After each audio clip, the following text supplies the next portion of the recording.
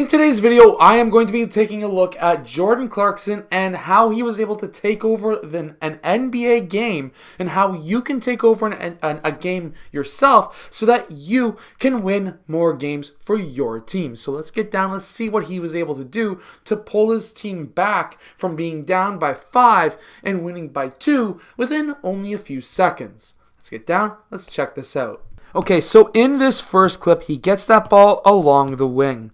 He attacks his man, does a quick step back, and gets the foul on the three-point shot. Now, how was he able to get this shot? Well, he made body contact, and no, this is not an offensive foul because his shoulder is in line with his foot, which means that he is in control of that land. He takes that dribble, and then he gathers on his left and then goes for a jump stop. This is 0 step. This is his first step, and he's going for a shot. He's created a lot of space between himself and his defender because he was able to make contact early. As an offensive player, if you make contact first, you should be able to create your own space, which then allows him to take that step back and he's able to drain his shot. Now, what allowed him to get this foul is because the defensive player is now in his landing space. He sways his feet forward quite far in his shot, and for any defensive player who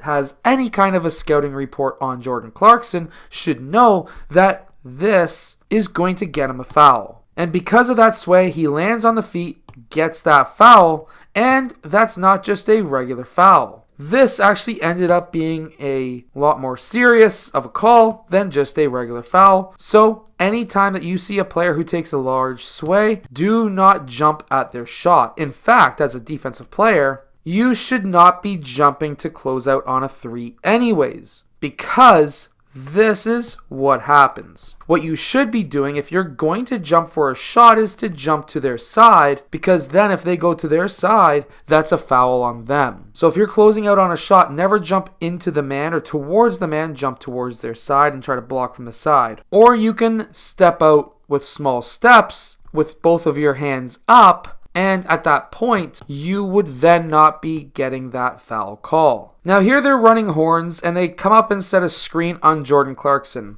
His man slightly cheats over top of that screen, which then he denies the screen so that he can then get that advantage of that gap that is right there. He then attacks the middle of the key, and these players were not in position to play help defense to try to shut off that drive, which then allowed him to go for that floater. And that is what allowed for a 2-basket possession or a 2-possession game near the end of this game. Now, how he was able to see this, if we actually go back, zoom in just a bit, he noticed that there was a gap here. He's a very quick player, and this man is slightly cheating over top of that screen. He would have been able to take a step around and would have forced the screen to be essentially irrelevant. So he attacked back the opposite way, and then he was able to fight his way through that gap. And how he was able to do this is with a push dribble through those players, and he was then able to finish with that floater. Now, even with plays like this, earlier on in this game,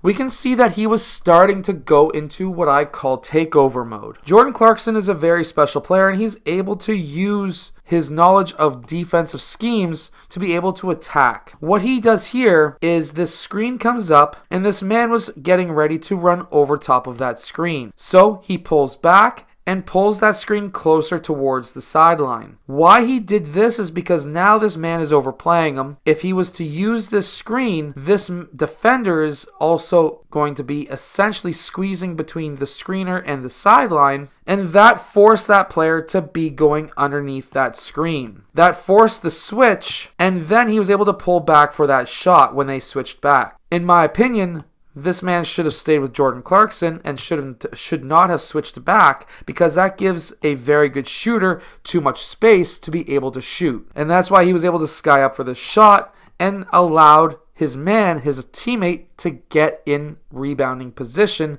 in front of that defender. We also can't forget that passing is a huge part of being able to take over a game. If it wasn't for passes like this, he would have never had the opportunities or the holes to be able to pass. Because here he's got a man who is in a good defensive stance. He's obviously looking for that pass. These guys, if they were worried about Jordan Clarkson attacking the rim, they would have been most likely pointing more or facing him more than they are right here. And that opens up, of course, lanes for his teammates, but because he's known as a player who's not always attack first, these players are not expecting him to attack so that later in the game he can attack his man and get some open shots. I hope that this video helps you take over more games. Make sure to go check out my hardest basketball shooting workout down in the description below, and I'll see you guys again next time.